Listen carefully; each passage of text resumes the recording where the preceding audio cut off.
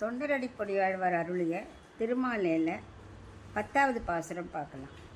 நாட்டினான் தெய்வம் எங்கும் நல்லதோர் அருள் தன்னாலே காட்டினான் திருவரங்கம் உய்பவர்க்கு உய்யும் வண்ணம் கேட்டிரே நம்பிமீர்கள் கருட வாகனனும் நிற்க சேட்டை தன் மடியகத்து செல்வம் பார்த்து இருக்கின்றீரே. இப்போ இதுக்குள்ள அர்த்தம் பார்க்கலாம். பகவான் எல்லாத்துலேயும் பல வித தெய்வங்கள் வச்சுருக்கார். எதுக்கு அப்படின்னாக்கா முதல்ல அதெல்லாம் சேவிச்சுக்கிட்டோம், மெல்ல மெல்ல பக்குவம் அடைஞ்சு கடைசியில் மோட்சம் அடையிறதுக்கு ஒரே வழி பகவான் தான் அப்படின்னு காட்டி கொடுக்கறதுக்காக திருவரங்கத்தில்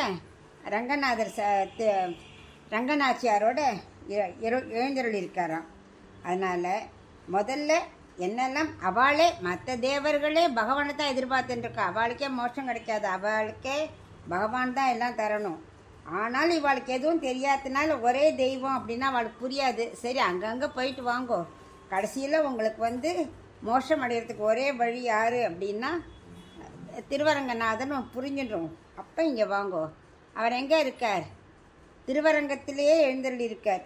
அதனால் நம்ம மோட்சம் அடைகிறது கண்டிப்பாக உறுதி தான். அது தெரிஞ்சுட்டேளா அப்படின்னு கேட்குறார். அவர் எங்கே எதில் இருக்கார்? கருட வாகனனாக சயனிச்சுட்டு இருக்க எழுந்தருளி இருக்கார்.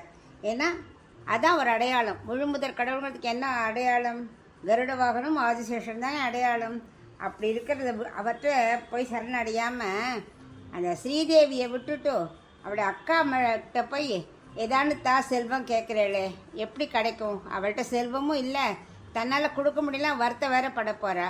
ஸோ யார்கிட்ட கேட்டால் கிடைக்கும்? திருவரங்கத்தில் பள்ளி கொண்டிருக்கிற ரங்கநாச்சியார்கிட்ட கேட்கணும். அதை விட்டுட்டு அவள் அக்காட்ட போய் கேட்கலாமா? அதனால் நீங்கள் திருவரங்கத்தில் இருக்கிறவர்கிட்ட உய்வடையறதுக்கு அதுதான் சிறந்த வழி அப்படின்னு புரிஞ்சுண்டு இங்கே வாங்கோ, பகவான் அப்படியே காத்துன்னு இருக்கார் எல்லாருக்கும் வேண்டியதை கொடுக்கறதுக்கு அப்படிங்கிற